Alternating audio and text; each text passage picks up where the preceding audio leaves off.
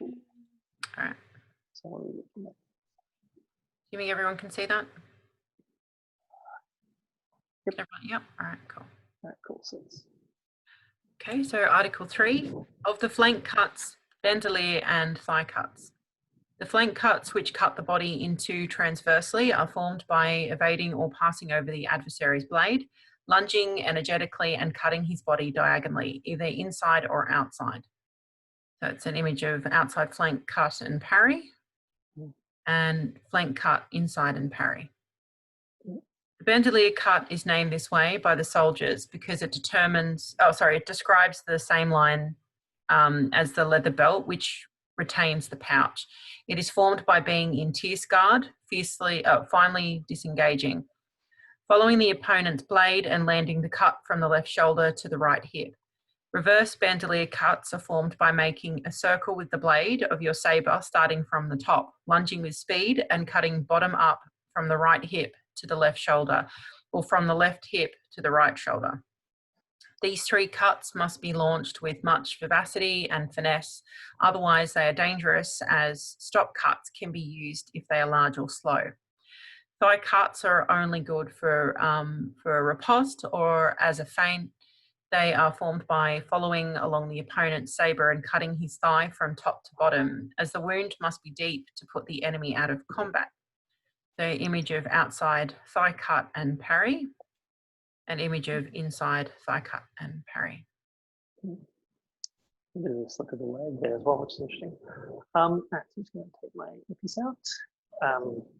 Cool. So this is something that's probably worth pointing out now.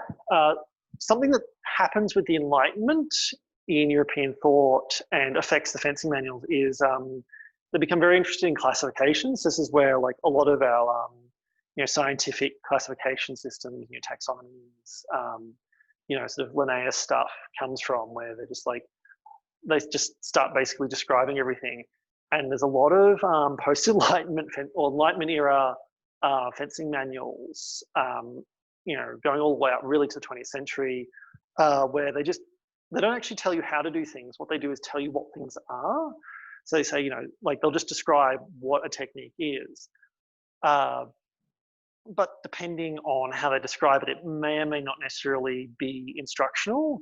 Not that classification and instruction are mutually exclusive, but a lot of sort of Enlightenment and post-Enlightenment manuals are basically like, this is what this cut is, this is what this parry is, and they're not that interested in telling a student or like a reader what to do. They're interested in telling them what the thing is. I find it really, really interesting with this. So he's got his guard, and he says, you can cut like that, you can cut like that, or you can cut like that. You have to excuse the fact that it's a very, very lazy lunge with all of those. At no point does he say you can cut basically from your opponent's right to left. It's always, he is assuming that the opponent is in this guard, so you're not going to get a high outside cut on them, it seems. And he's just throwing the cuts that work around that, which is kind of interesting. I'm kind of curious when he talks about cutting around, whether or not that would necessarily mean, just a quick movement to come in, or if it's like a bigger kind of sort of whipping cut. This is actually something Burton talks about, is the different types of cuts you have in swordplay, where he says, there are cuts using the body, which he says are very common in the Middle East and India. There are choppy cuts. So anyone who's done any of my saber or cutlass workshops, or even a bit of my cane stuff, will recognize, these kind of quick choppy cuts, which Burton says are very, very common in Britain. And he says there are whipping cuts, where you do this, you kind of like use a bit of body motion, and you just kind of whip your sword around, keeping them mostly extended. I get the impression these are kind of like that.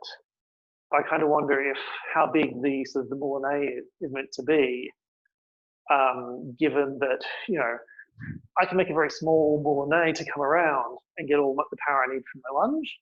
Or actually, in regards to cavalry, something that Arne Coates talked about in his talk, which he did however far back, but you can see the video of on our Facebook and YouTube channel, is with 19th century sabre. They just kind of rely on the fact that they've got the weight and the momentum of the horse to generate all the power they need and just make very small movements. I do kind of assume that because he talks about the risk of being countercut, these are bigger motions, these are bigger kind of cuts, especially to the body, and also in a military system to an area of the body that has a lot of fabric and leather and stuff on it.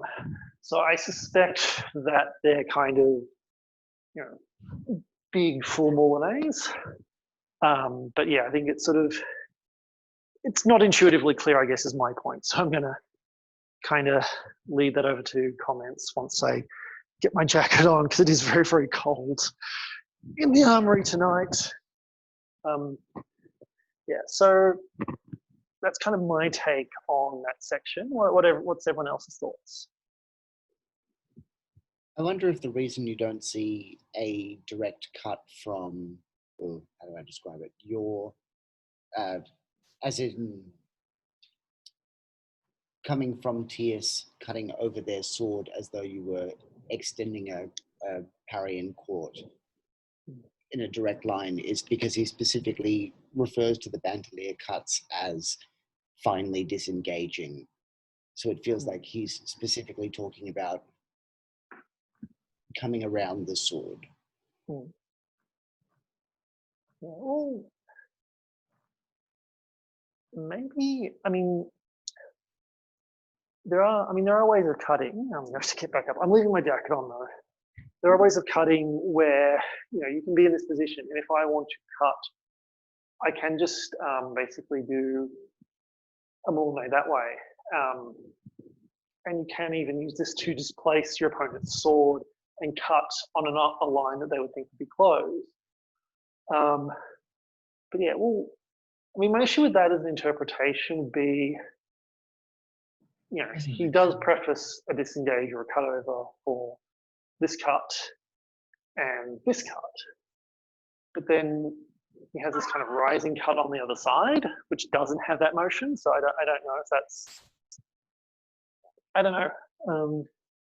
If that's I kind of wonder, because in the first cut you showed, it's more of a displacement and then cutting in the area that you've left. I wonder if he considers that a disengagement.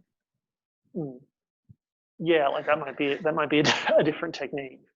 And I'm kind of trying to think if I saw something like that when I read through the manual. There's a particular sentence in Article 4. The moulinet is formed by making an ascending circle with the sabre's point, with the handle being the axis, the arm well outstretched, and the hand allied with the chest. There are many different moulinets. I refer back to the article in which I discussed them for a better explanation. Thanks, mate.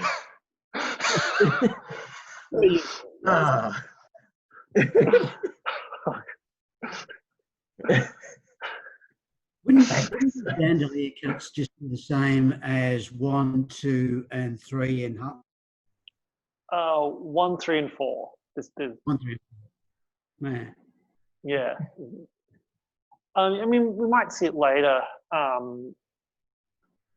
guess from a practical fencing perspective, if everyone is engaged in tierce, the only time you really throw cut 2 is either as a riposte or a feint. So it might be he's just like, well, there's no point in teaching this as an opening cut because you never do it.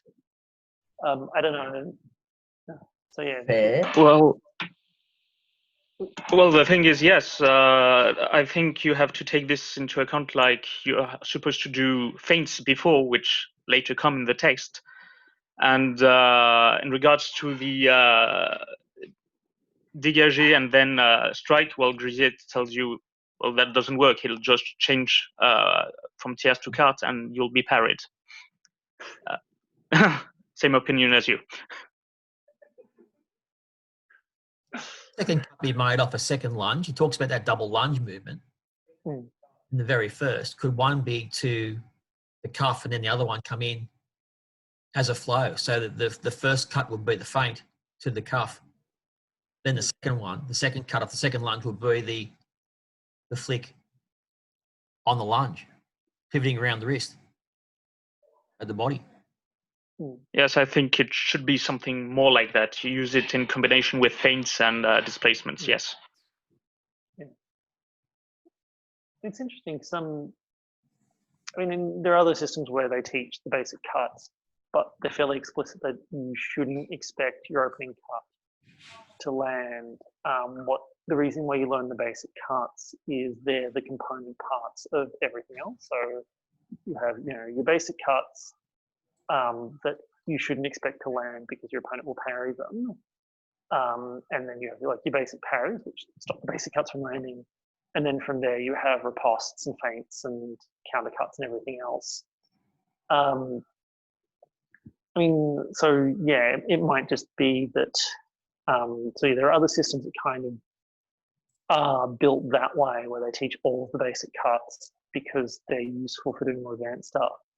Whereas I don't know if this is kind of a bit more like, these are techniques that you'll use, which does raise the question is, does he then expect, to what extent does he expect these will land if, you're facing off against someone, could you just hit them with an opening cut?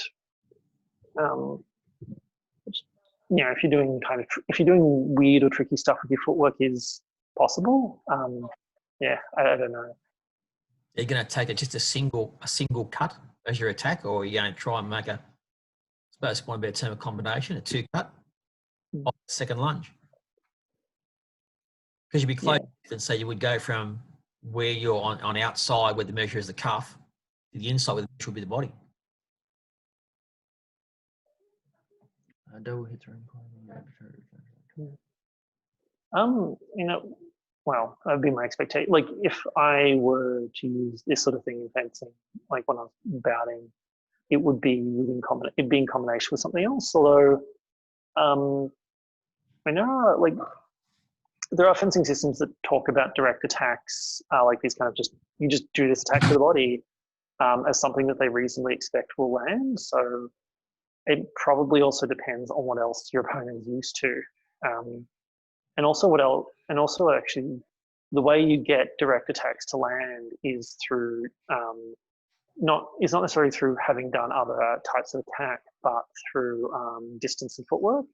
So, you might catch your opponent flat-footed, or you might have a very explosive lunge that will land.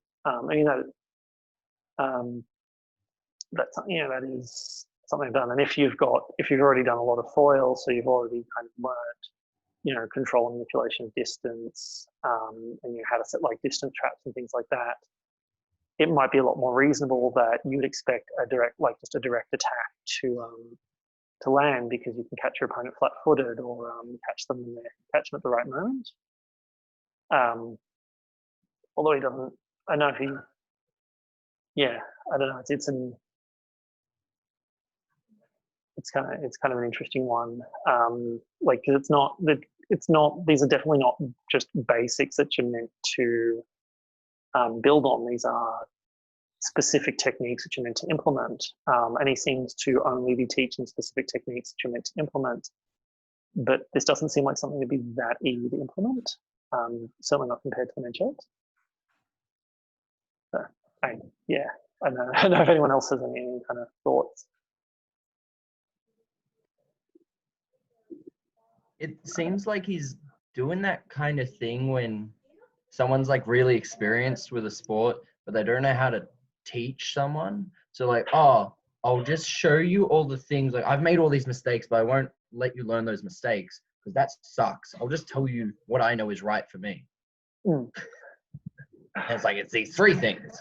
And he's just disregarding the questions of, well, why wouldn't I do this? Because it's dumb. Don't ask questions. That mentality of, I'll only teach what I know, and then doing that, just you end up teaching you end up teaching like a bunch of very, very specific things rather than like a structured curriculum. It's just like, here's the 8 key rules. What? Like, there's more than that. No, this is all I want you to know. It's funny to me. Yeah. Oh, yeah. Well, and it is a thing. It's when like people who talk about unarmed martial arts, a lot of when they talk about unarmed martial arts that don't produce capable fighters, one of the theories as to why you've got these martial arts where they have this really strong reputation because whoever founded the school was was a really effective fighter and it was well documented. But then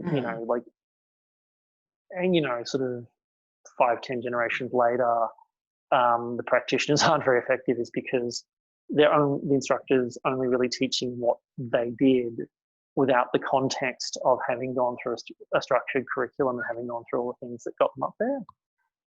I've got a comment from Ben. Yeah. Says, perhaps a little tree is a sort of shorthand, for instance, he talks about cuts and attacks, but leaves how to parry such and such attack to illustrations without bothering to talk about in the text itself.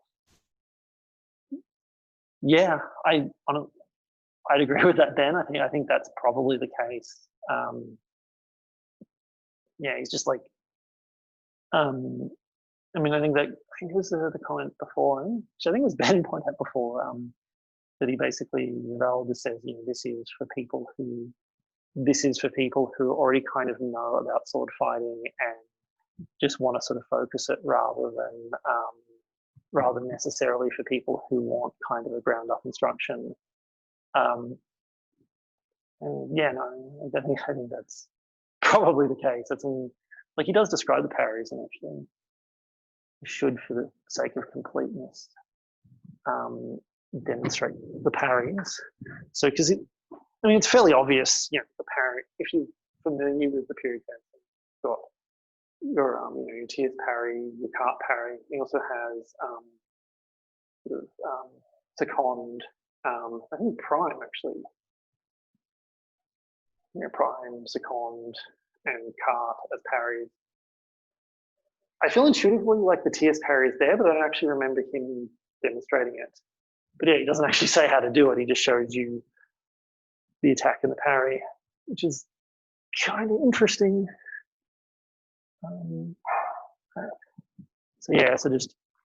It may be that this is more like a memory aid and a way of saying, if you already kind of know a lot of fencing, this is the stuff that you need to know, rather than ground up curriculum. I do agree with Ben. Ben's comment. Right, so is there any other comments before we move on? Take that as a no. So let's move